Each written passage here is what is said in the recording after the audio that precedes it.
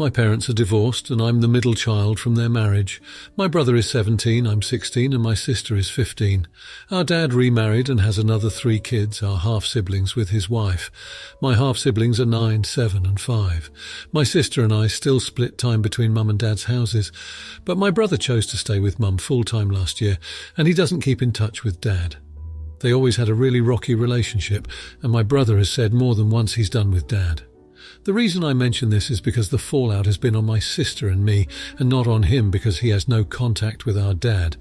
But anyway, so a few months ago my sister and I thought it would be cool to buy matching sister bracelets. The idea started with just the 2 of us, but then we talked our brother into accepting one too, though he's only worn it once. We keep them at mum's because our half-siblings would be hurt to see them, mostly my 9-year-old half-sister, and I think my dad's wife would be bothered enough if the bracelets were in their house to give them to my half-sisters, the 9 and 5-year-olds. Our cousin got married a few weeks ago, and my siblings and I wore the bracelets for the wedding and we took some photos of us wearing them and I posted them to my social media. My brother was rolling his eyes the whole time, but he did it lol. Anyway, Dad was looking through the photos and included my half-sister in looking through them, and they saw the bracelets, and she got upset and wondered why she didn't have one too. The next time my sister and I were at Dad's, he brought the topic up to us and asked what the hell we were thinking doing sibling mementos and not including all our siblings. My half-sister asked if she could have one, and I told her I was sorry, but no, because it was just for us older 3. Then she got upset because she hasn't seen my brother in a year, and the 3 of us are close like that, but not with her. Dad told me we never should have bought the bracelets in the first place. He asked why it was just for 3 instead of for the 6 of us, and I said because the relationship with our half-siblings is different. He said that shouldn't be true, and that it just goes to show we're callous and want to stomp on our younger siblings. He said the worst thing was getting the bracelets and knowing our half-siblings would want to be included, but not including them. He asked how I could look at myself in the mirror. He said similar stuff to my sister. Am I the idiot? Now here are the comments. Comment 1. Not the idiot. Your dad is being self-centered. It's both normal and appropriate for your relationship with the 3 siblings you share a mother with, who you had a whole 8 years with before your half-sibling's birth, to be different than the relationship with your half-siblings. Your dad can't see that because he doesn't want to, because seeing it is against his best interests. He wants you and your half-siblings to be just as close as your full siblings because it makes him feel better and it makes parenting easier for him. He's trying to pressure you into what works best for him. You are not callous. He is, in fact, being very immature, making out you have no empathy when you are a teenager whose family dynamic went through a huge change. What with your brother not having contact with dad, etc. Your family life sounds complicated. You're allowed to have complicated feelings about a complicated situation. Heck, I have only 2 sisters, same parents, one 2 years older than me and one 7 years younger, and my relationship with both of them is really different because of the age gap with Lil Sis. Different doesn't mean bad, but I grew up under different circumstances with my older sister, and we have very similar experiences of our childhood. This is normal. There are no hard feelings. We bond in different ways. Bad news? Your dad is unlikely to change his stance. He's being pig-headed and not a very good understanding or mature parent here. You might see him put unrealistic expectations on you while you live in his house. You might not be able to change his mind, but please, don't listen to him. Don't let him convince you you are heartless or mean. Stay close to your siblings. Be kind to them all, but don't be ashamed about different dynamics with your full sibs. Good luck. Comment 2. Although I understand your dad's point, not the idiot, your relationship is going to be different from your half-siblings. Not only because you were raised together in completely different environments and circumstances than they are, but the age gap at this point naturally makes it more difficult to have a close bond. I have teenagers, and they're always doing their own things, and would be annoyed at much younger kids because they're teenagers. Comment 3. Well, he's lovely. He's hard to see why your brother won't give him the time of day. You share an age group with your full siblings, so of course the relationship is different. Your father is ridiculous. You weren't selfish for doing a bonding activity with your full siblings. This wasn't done to exclude. You may want to explain it to the 9-year-old, but ignore your father's manipulative toxicity, not the idiot. Now, for the next story. I just got married and my stepdaughter wants me to treat her like my daughter, and told my wife this many times because I introduced her by her name a few times when we first started going out. I didn't realize she wanted me to call her my daughter, and my wife and I got married quickly. I also have a biological 9-year-old daughter. My stepdaughter just started dating this guy, and last time he was here I made them burgers. When I asked if they were hungry, he ignored me. That really pissed me off, but I figured I would let it go. Today they come over and I'm in the driveway working out with my friend. He doesn't even look at me or say hi and goes inside my house. So I finished my workout and went inside to confront him. I tell him to his face in front of my stepdaughter with a firm voice. It is common courtesy to say hi when you come over to someone's house and to show some respect. Then I walk away and she gets all upset and goes to my wife. I tell them he is lucky I didn't kick him out and that she should check him. Now everyone is mad at me and said my approach was all wrong and they don't want to be here. Am I the jerk? I feel like it's common sense to say hi when you go over to someone's parents' house, and I felt like I let him off easy. My stepdaughter is 18 and he is 19. Now, here are the comments. Comment 1. I'm going to go against the grain here and say you're the idiot.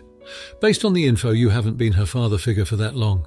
She wants you to call her your daughter, but that doesn't necessarily mean she wants you to act like a stereotypical father. Sometimes the psychology of step-parenting is complicated. You said you made them burgers and he didn't acknowledge you, but what does that mean? He didn't even look up when you came into the room. He scoffed and kept watching TV or whatever, or he just didn't answer for her when you asked if she and her boyfriend were ready to eat. He didn't make eye contact when you were working out in your driveway with another grown-ass workout buddy. Well, hell, that's about as macho as it gets. Not even the garage, but the driveway. You're literally flexing on the whole street, and he is supposed to come over and not emasculate himself somehow. If he was also a sporty guy, I'd get it. But if he's a skinny theatre kid, then you and your friend probably look intimidating as hell. I get it's your house, but if you really think of her as your daughter, it's her house too, and he is probably way more comfortable framing it that way. Maybe he is emotionally underdeveloped, but I sure was too when I had my first girlfriend. I didn't mean to disrespect, I just didn't understand. As a skinny tall kid who dated a girl with a short buff dad who revelled in confrontation, I get the intimidation. I also didn't have the benefit of having a family that regularly did reunions or gatherings. I didn't understand the whole paying respects thing. Maybe he doesn't either. But true, he is being rude. And then again, you're a lean, mean burger grilling machine using your strong voice on some kid because he's too nervous to talk to you. Just be aware that the kid is just a stupid kid, and you made him shoot his pants when you could have taken the opportunity to take him aside and just chat with him like he was an adult. He would have grown and liked you more. Now he probably just has shoot in his pants and thinks you hate him. I would say not the idiot, but if everyone else in the house says you're the idiot, I got to assume you are. It sounds like you're projecting a bit, and you got to remember some of us develop slower, but that isn't always a bad thing. Not enough info, but I would bet you're the idiot. Comment 2. Not the idiot. I'm not sure why she's putting up with this ill-mannered behaviour. If you come to my house, you greet the people who also live there. I haven't lived with my parents for years, but when I did, if you came over, you have manners or we don't date. That's a huge red flag for me. Comment 3. Not the idiot. This isn't even about acknowledging you as the stepdad. When you go to someone's home, you have the common courtesy to acknowledge them and be polite. Now for the next story. I'm getting married this week. My aunt, who is not out of town and is not in the wedding, contacted my mum asking if it was a mistake that her family only got an invitation to the wedding and not the rehearsal dinner. My mum, who paid for a good chunk of the wedding, basically invited my aunt to the rehearsal dinner and told us after the fact. When I approached my fiancée, she pushed back aggressively. Her issue is with my 21-year-old cousin with Down syndrome. Said cousin's issues sort of go beyond that, though. Said cousin is extremely poorly behaved. Most of her life, she has been the centre of attention and tends to make every situation about herself. Further, my fiancé informed me that said cousin has also called her ugly and insulted how she dresses. Said cousin also tends to burp and fart out of place and laughs about it. Said cousin said the same kind of rude things to me, but I've learned to deal with it over the years. For example, during a phase in her teenage years, she started telling everybody I was her boyfriend. And when I asked her to stop, her new nickname for me was Stinky Butt. That's all she calls me now. Said cousin has a defiant personality and is rude beyond what I think is acceptable even for someone with Down syndrome. But her words do tend to hurt my fiancé. Just last year, during the toast at another wedding for a distant cousin, she took the mic and rambled for like 5 minutes. This was not a close family member, and I'm not even sure the couple knew who she was, which was a cringe-worthy moment of an otherwise lovely ceremony. I explained the situation to my mum and asked her to tell my aunt's family not to come to the rehearsal dinner, but they are still welcome to come to the reception. I explained my concerns about said cousin's behaviour. I brought up boundaries and she started crying. I brought up that earlier this year I had infection 19 on my birthday and my mum insisted on coming over. After I said no 4 times and I just wanted to be alone, she came over anyway. She responded by passive-aggressively saying, "Well, if you have to choose between family and your wife, you have to honour your wife's wishes," and said something about not seeing us anymore. Mind you, we're not particularly close to this aunt. I just don't want a cousin calling me stinky butt on my wedding day, or farting and chuckling about it during the ceremony. And I especially don't want her telling my bride she's ugly or making fun of her dress on her wedding day. I was able to convince all parties that said cousin can come, but she must leave the first instant she acts up. What I'm afraid of right now is that there might be disagreement of what acting up is. I'm almost 100% sure said cousin is going to do something that will allow me to ask my aunt to take her home. And I will. At that point, all sides will think I'm a jerk, not sure what to do. Now here are the comments. Comment 1. Not the idiot. Your mother had no business inviting anyone to your rehearsal dinner. You don't need to get into the whys or wherefores. They are irrelevant. Rehearsal dinners are for the wedding party, extremely close family, and occasionally a few other people the happy couple choose to invite. Not for rarely seen aunts and cousins or any randos the MOG decides to invite without consulting the couple. You should have shut your mother down immediately without ever taking it to your fiancé. Damn straight you should have sided with your fiancé. Comment 2. Not the idiot. If I was in your shoes, I'd let them come to the rehearsal dinner.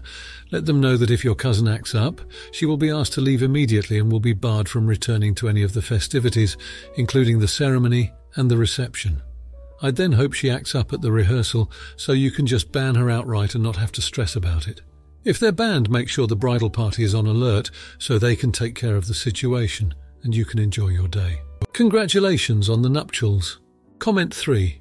She responded by passive-aggressively saying, "Well, if you have to choose between family and your wife, you have to honour your wife's wishes," and said something about not seeing us anymore. Yeah, Mum, respecting my wife's wishes takes priority, especially on our wedding day. Thanks for understanding.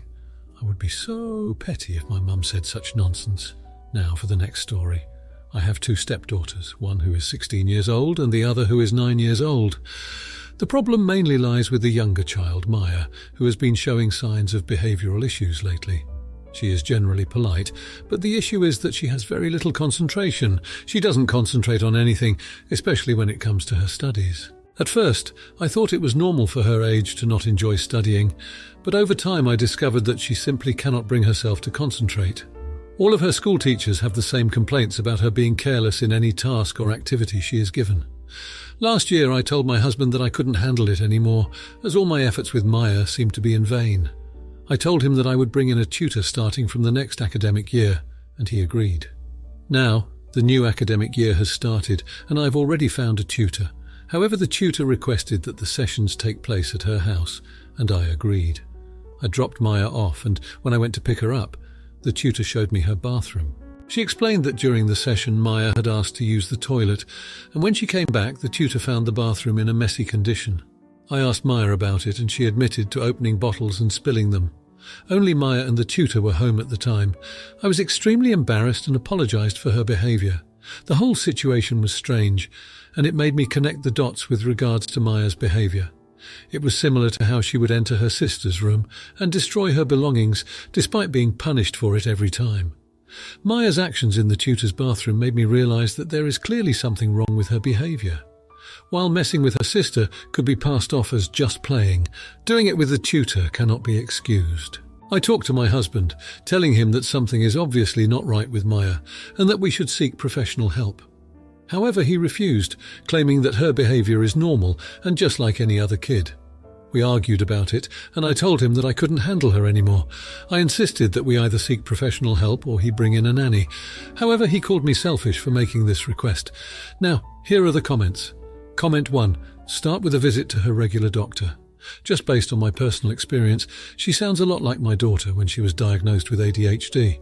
Her attention was focused on things she considered important rather than the task at hand, and her impulse control was practically non-existent. While your stepdaughter may have a different issue, I suggest asking your husband to schedule a regular doctor's appointment.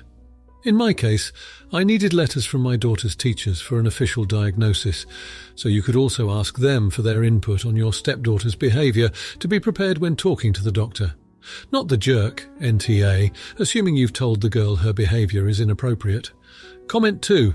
As others have mentioned, I also suspect ADHD, especially considering her concentration problems. People with ADHD can focus, but they struggle to control what they focus on.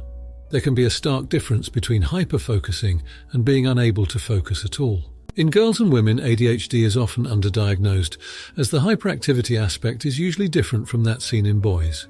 I would say not the idiot, not the jerk, but I deduct points for using terms like not normal.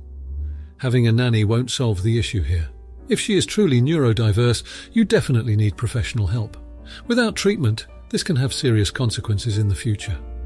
Comment 3. Not the idiot. Her behaviour is unusual and atypical for her age. She shows issues with attention and impulse control. She needs more help and should be evaluated. At her age, she should be able to focus and study for at least 10 to 30 minutes. Additionally, she should understand that she shouldn't touch or make a mess of things that don't belong to her. I suggest avoiding terms like normal or not right. In fact, you might want to look up what is typical for her age.